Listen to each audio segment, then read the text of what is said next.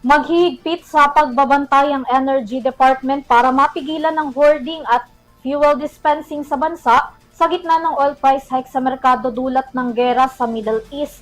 Babantayan rin ang mga gasolinahan para matiyak na hindi magsasamantala sa publiko sa gitna ng kinaharap na krisis. Narito ang aking report.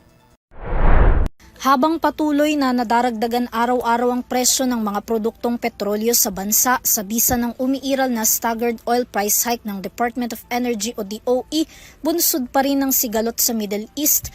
Tiniyak ng ahensya na mahigpit nilang babantayan ang mga gasolinahan sa buong bansa upang matiyak na sapat at patas ang magiging bentahan ng produktong petrolyo sa mga mamimili.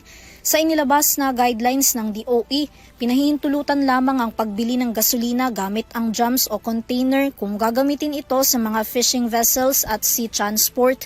Sakop din ito ang mga generator sets ng mga ospital, gobyerno, telecommunication companies at maging ang mga makinarya na ginagamit sa agrikultura.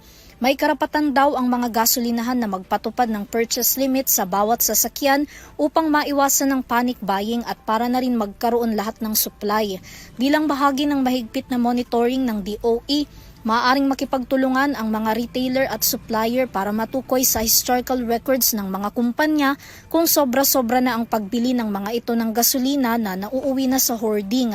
Samantala, ang umiiral naman na utay-utay na taas presyo sa mga produktong petrolyo ay paraan ng DOE upang hindi bigla ang maramdaman ng mga motorista ang epekto sa presyo ng langis, dulot pa rin ng kaguluhan sa gitnang silangan.